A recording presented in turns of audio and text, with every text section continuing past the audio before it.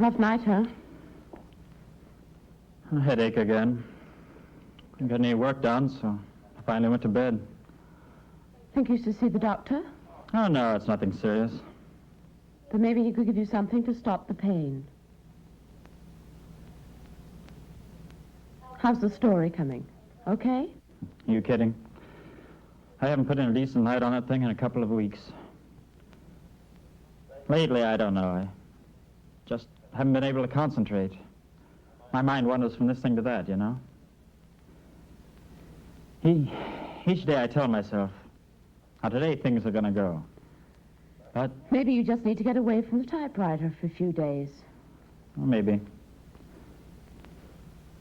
I can't understand these headaches. They seem to get a little worse each night. Last night I thought my head was going to bust wide open. Well, I think it's time you went to the doctor. How do you know it's not something serious? Oh, it's probably nothing. Well, you let the doctor be the judge. I wonder how old the Winninger place is. I don't know. Why? Just wondered. Dreamed about that old place last night. Ted and I used to play around it as kids. We used to scare ourselves silly in that old place. That's where your story takes place, isn't it? Maybe that's why you dreamed about it. Never did find out what became of the old man, did they? A Winninger? I guess not. Mrs. Hobbs said she hears that he still lives out there in the place, in the attic or something, and only goes out at night. And Mrs. Hobbs is about as nutty as her fruitcakes. Nobody lives out there. The place is ready to fall down. She's not the only one who's talked about the place. Now, don't tell me you believe in all those ghost stories. Of course not. On the other hand, why shouldn't I? A talented husband is soaking rich by writing them, so why not? Honey? Yeah? Why don't we go for a drive today? We could pack a picnic lunch. We'll see. That's what you always say, Lee. We never do it. Why not take a break today and just relax? We could run up and see your brother. Elaine, I've got to knock out this story. I've been on it far too long already. I know, Lee. It's just that Ted and Nancy have been after us for weeks to come up. And it would be nice to get away for a day or two. We'll go soon, I promise.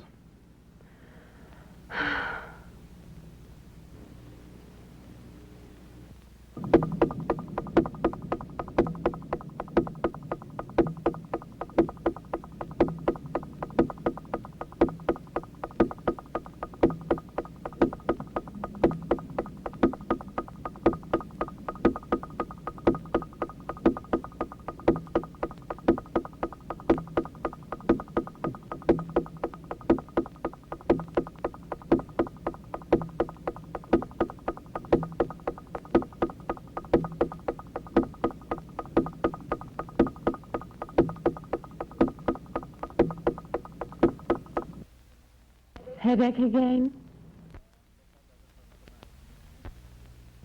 Yeah, guess that does it for another night. It's after 12 anyway, Lee. And you could use a good night's sleep. Yeah. Well...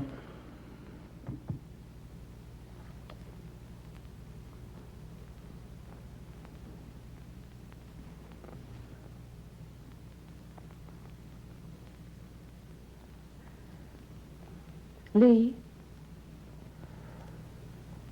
Yeah?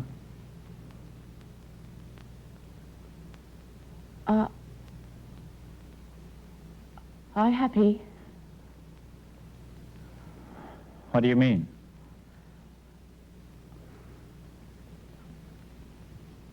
Are you happy? That's a silly question. Happy about what? Us? You mean you and me? Oh, be serious, Lee. Are you happy? Of course I am. What brought this on?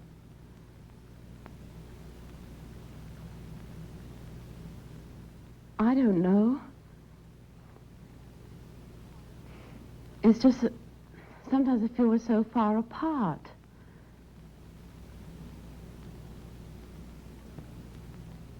Things haven't been the same since I've been back.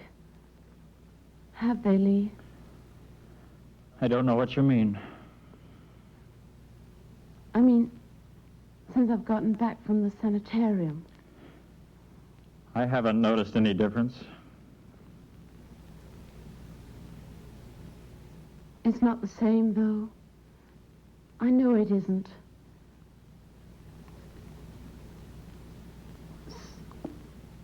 Sometimes I feel as if you even try to forget I'm around. Oh, that's silly.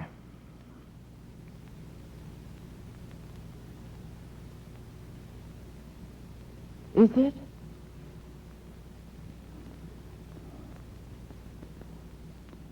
Lee, look at me. Do you love me?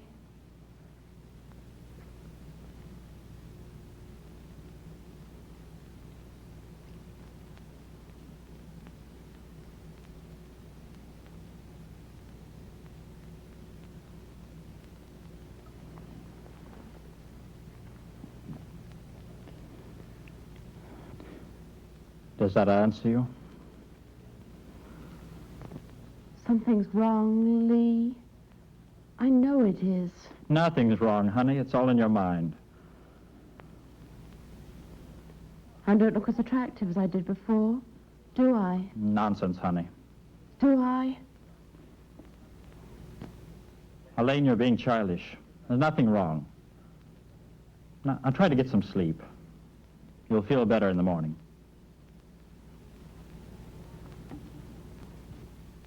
I've often wondered why I ever drank in the first place. Honey, let's not go all over that again. Did you wonder about it, Lee? Of course you must have.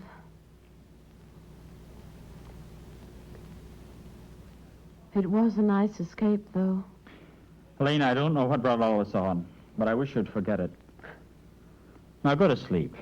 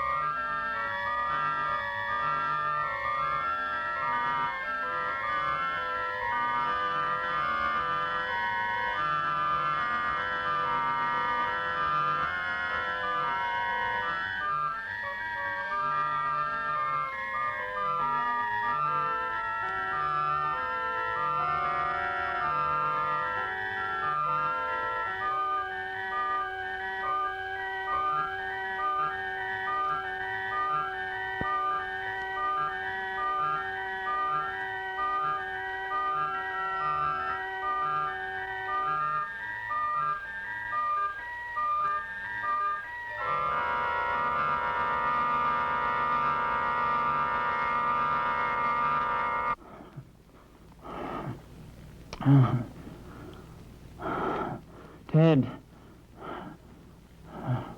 Lee. Lee, wake up.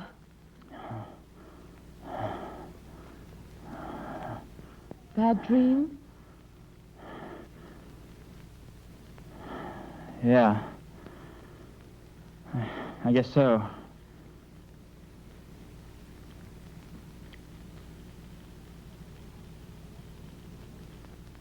You better get up. Breakfast's almost ready.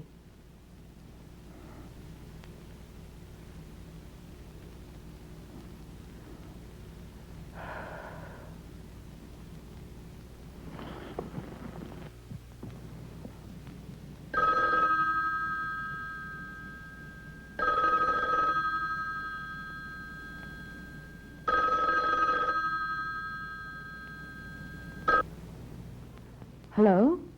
Who? Oh, hi, Johnny. Yes, he's here. Just a moment. I'll call him. Lee? Yeah? Johnny's on the phone. Oh, be right there. He's coming, Johnny. Everything all right? You sound funny. Yeah, let me talk to that guy. Hey, Johnny boy. Ah, so you're finally ready for that game of golf. I knew you'd call sooner or later.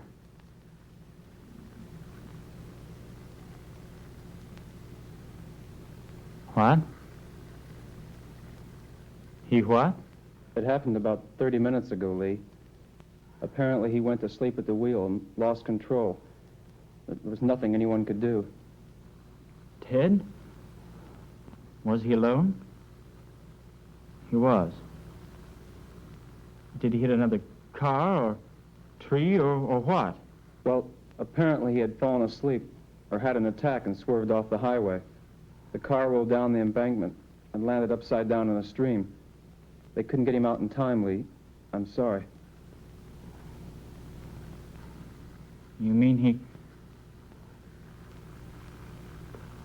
I see.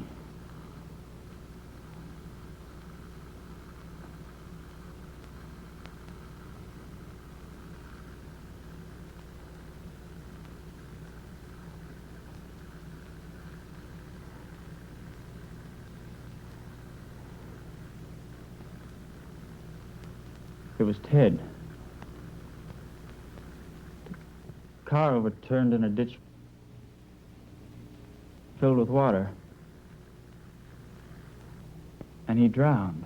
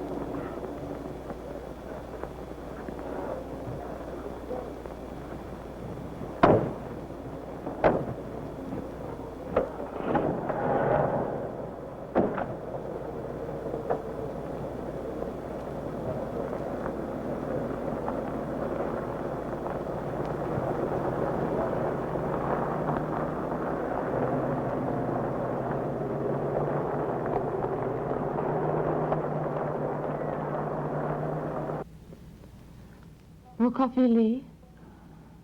What? Can I choose some more coffee? No, this is fine. Nancy, Elaine and I want you to stay with us for a while. We've lots of room. Thanks, Lee. But Mother wants me home. And besides, she's alone, too. So it'd be better for the both of us if I went back. Do you have any plans? Nothing definite. Mr. Harrison wants me to come back as a secretary, and I liked it there, so I'll probably go back. That's where I met Ted. He used to come in on business, and always bring me something. Always something silly. Something I couldn't even use. Why? Why did it have to happen? I don't know. He was always the careful one. He was always so proud that he had never had an accident of any kind. Just doesn't figure. Johnny Garner said he apparently went to sleep at the wheel. Won't you try to eat something? Not just yet. I imagine Lee's hungry, though. You should try to eat something, Lee. You're looking thin. I remember I had a hard time getting Ted to eat when we were first married. I hope you're not as stubborn as he was. I might be. Do you think he's stubborn, Elaine? Not about eating. Excuse me, I'll check the oven.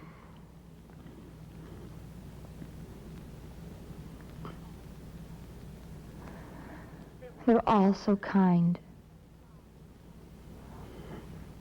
Oh, God.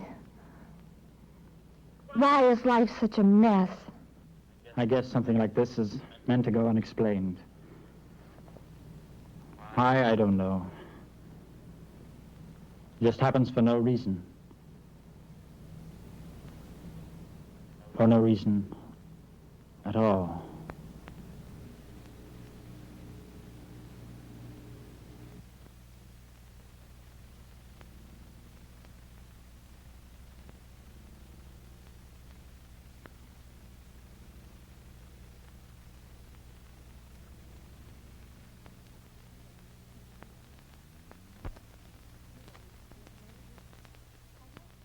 You don't need to do those. I want to. I don't mind, really. I like to wash.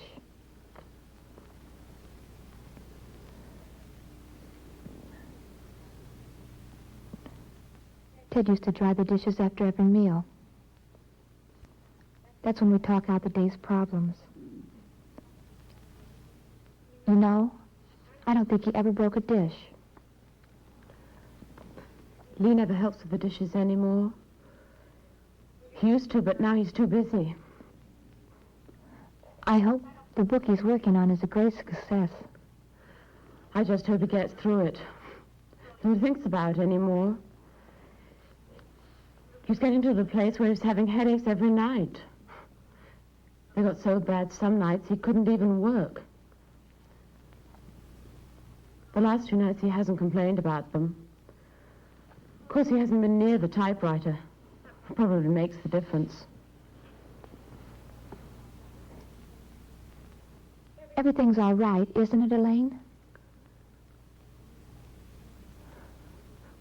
What do you mean? Oh, I don't know. I just remember that Ted, the last time he came home from being down here, seemed worried about you two. He didn't say much, just mentioned that something was wrong. There is something wrong, isn't there? It's nothing, really. Just growing a little jealous of my husband's career. Here I am telling you all my sad stories. I'm sorry, Nancy. You deserve all the sympathy, not me. I finally got the bus station, leaving at 9:15 in the morning. I think you're foolish not to spend a few more days, though. Mother would be expecting me. I'd better go. Is she any better? It's improved some over the last few weeks. I don't think she'll ever get out of bed again, though.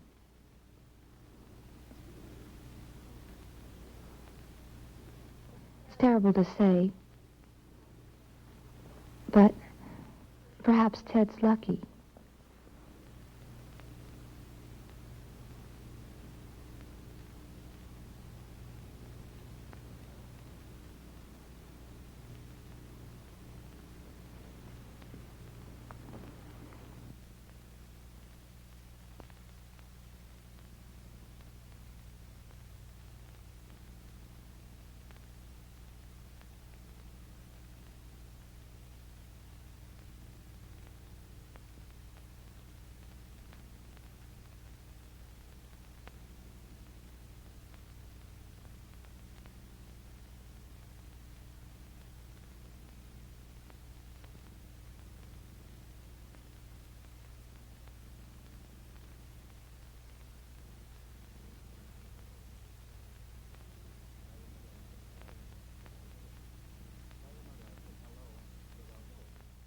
Tell your mother I said hello and to get well quick.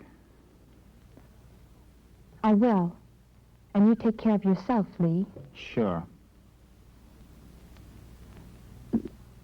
Lee, Elaine's a fine girl. She loves you very much.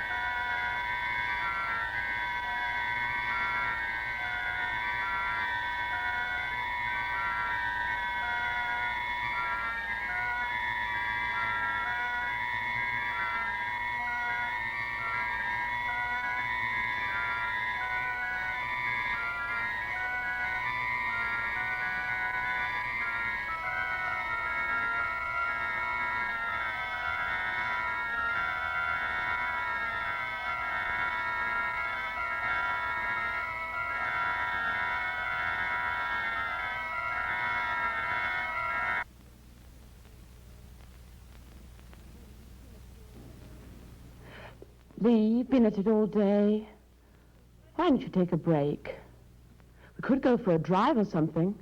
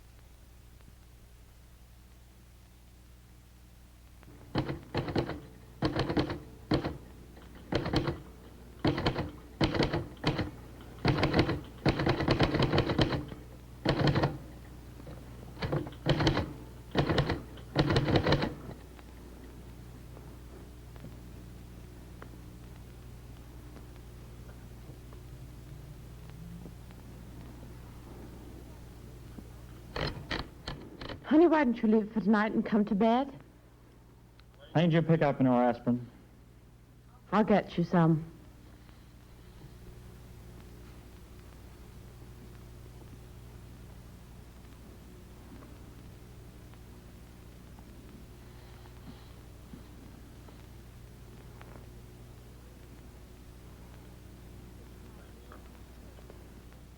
Quit for tonight, Lee. I want to talk to you. Honey, I want to finish up this chapter tonight, please.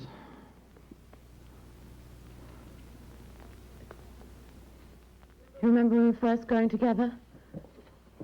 I had a hard time getting Mother into the notion of liking you. She warned me about the strange life writers lead, all locked up in their own little world. Stay away, she'd say. Stay away from those eccentric people.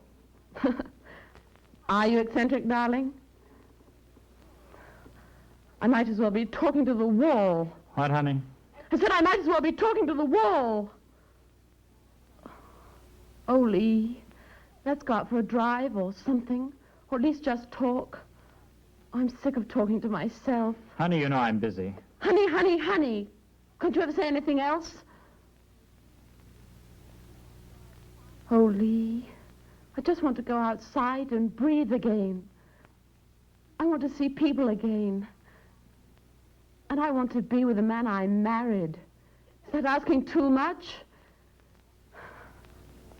And I'm sick of seeing nothing but these four walls, and you slumped over that damn typewriter. Look, I've got to make a living, and it's the only life I know. Can't you understand that? Well, it isn't good enough. Just isn't good enough, and I'm sick of it. You hear me? Sick of it.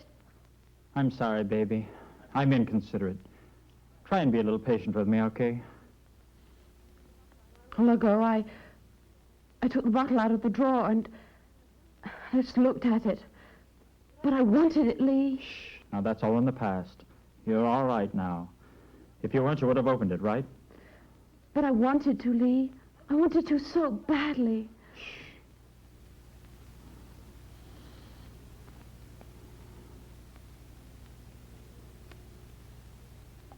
Oh, Lee, I need you with me all the time.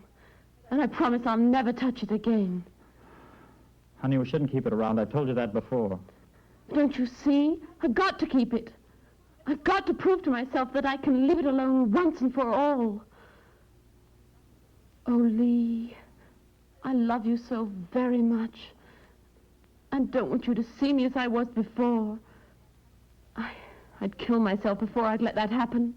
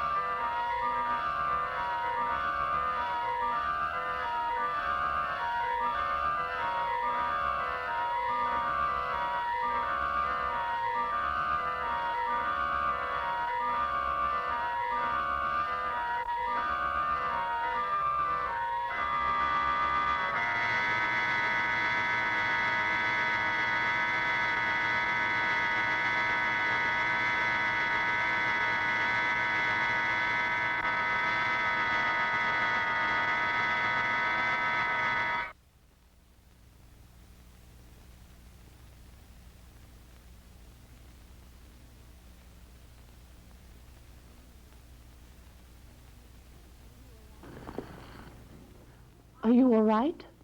I thought I heard you call. No. No, it was just a dream. Breakfast's almost ready. All right.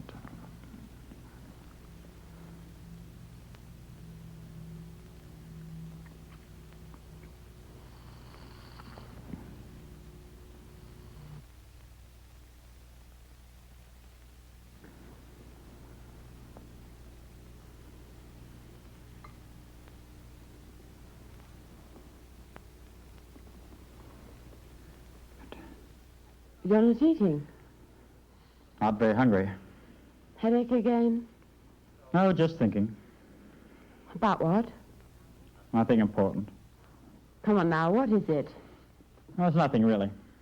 Well, if you have nothing important on your mind, I have. Oh, what? We are going on a vacation. Now, darling, let's be sensible. It's all set. I told Mr. Charles about renting his cabin, and we can have it for 2 weeks starting next weekend. We'll do nothing but fish and swim. No typewriter, no worries, no nothing. Honey, it's impossible. I'd like to go as much as you, but Would you? let's just wait until after the story finished, all right? After that, we'll be as free as the breeze. No, we won't. After this, there'll be another idea, another story. You care about us at all, Lee? Lane, I'm sick and tired of you acting like a child. Now, I have my work to do, lots of it. And it's all locked up here. And until I can set it down on paper, it's not worth a dime to anyone. I've told you before that any time you want to go somewhere, then you just go. And until my work is finished, I stay here.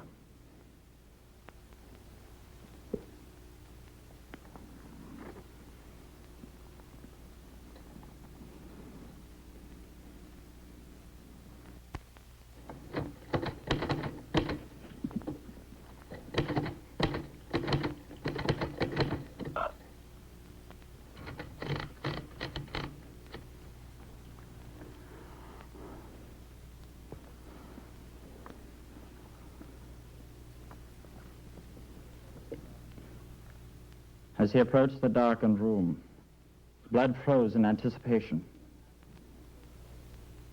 That tapping was now clearly audible and strangely rhythmic. Extending his arm,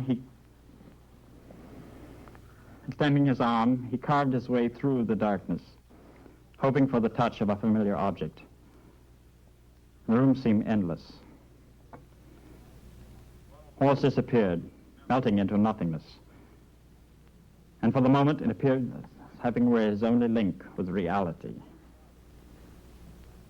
He walked farther into space, like a blind man in hell, guided only by the incessant beat of an unknown source. Suddenly, the door appeared.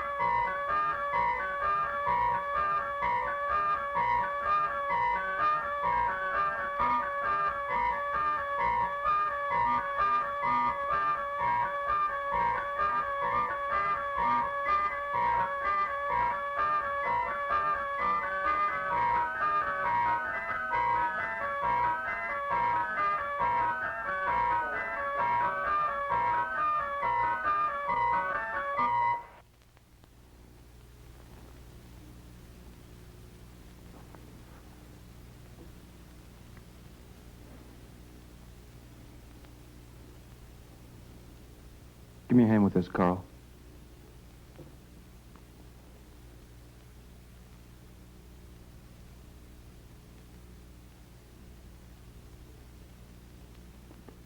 Lee? Hey. Oh.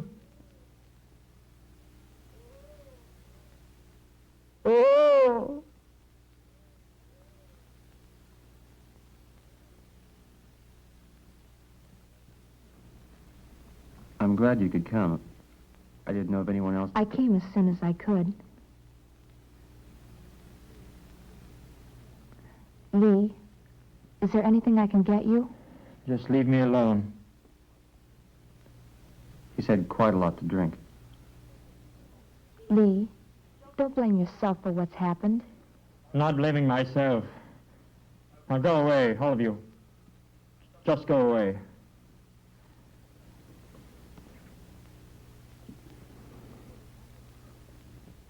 When did it happen? Between 4 and 5. He had gone out for a drive, and a neighbor, Mrs. Rowland, apparently a good friend of Elaine's, came into the house, called several times, thought perhaps Elaine was napping, and looked in the bedroom. Another neighbor heard her screaming and called,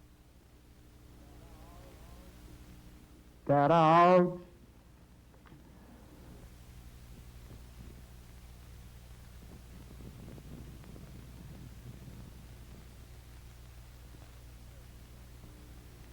It was a terrible shock. It'll take him quite some time to get over it. I understand. Do you think he blames himself? Undoubtedly he does. But the way he talks sometimes, it seems... What do you mean? I'm not sure exactly. He keeps mentioning his story in connection with her death. But he never calls her by name. It seems that in some way or another, the story he's writing coincides with what's happened. She left him a note. I suppose you've heard about it. No. Well, it pretty much explains everything. It seems that she made a promise to Lee, as well as to herself, never to take a drink again. But for some reason, she failed in that promise. And rather than facing... I remember talking with Elaine after Ted's funeral. She seemed unhappy then. Well, I suppose you know how Lee feels about his work. Nothing matters but the story.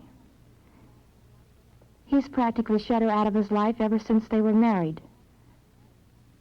And he hasn't published anything since they've been married. He seemed in some way to hold it against her, as if she were responsible for his failure. Perhaps she was. I don't know.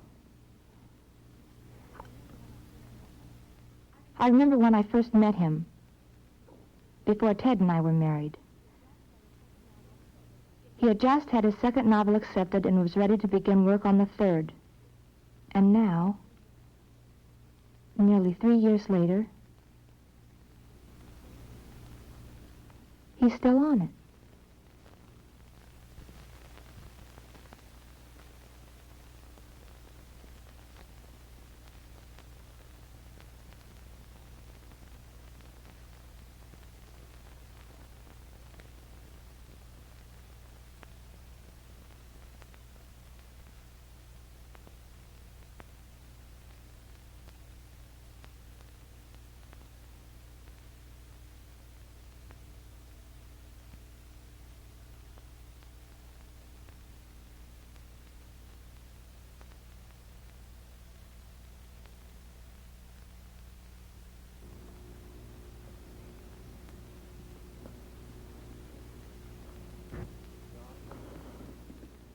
John, thanks again.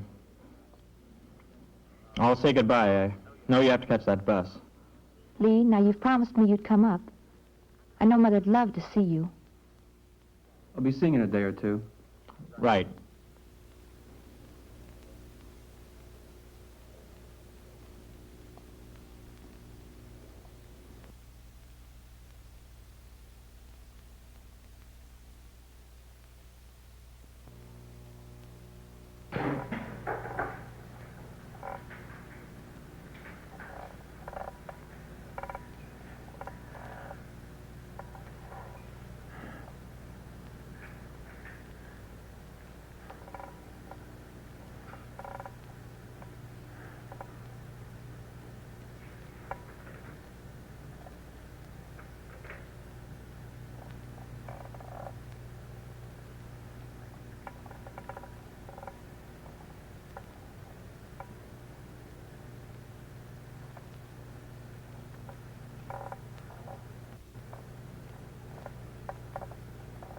The house now stood alone, a mere ghost in the midst of the modern, uncaring world. Within her skeletal fibers, secrets remained secluded forever. The only one who might have revealed them was now lying in a world where neither time nor flesh existed.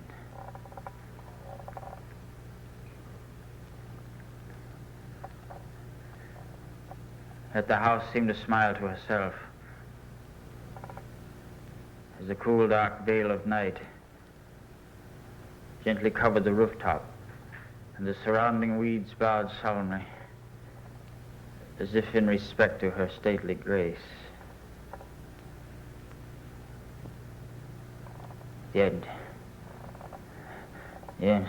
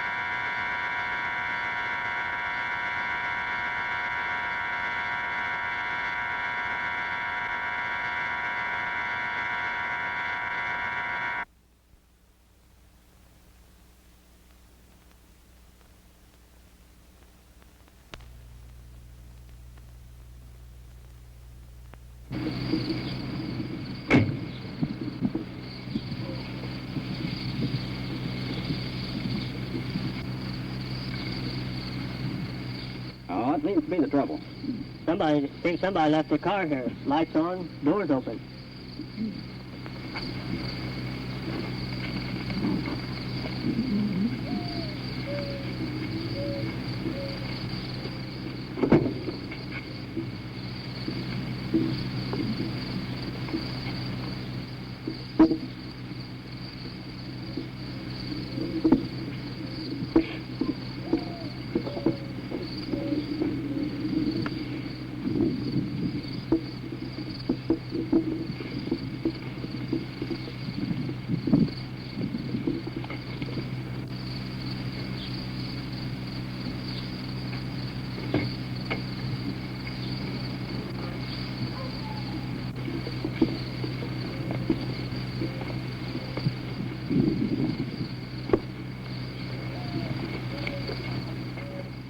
You men own this car?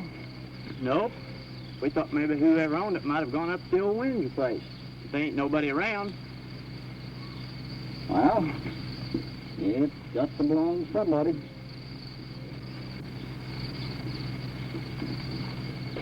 Sure ain't much of a house anymore. Nope. Sure ain't. Looks like someone was paying respects to old man Windsor, though, don't it? You know, it sure is funny, all them flowers scattered all about up there. Found this one out by the well. Pretty thing. I tell my old lady I bought it just for her.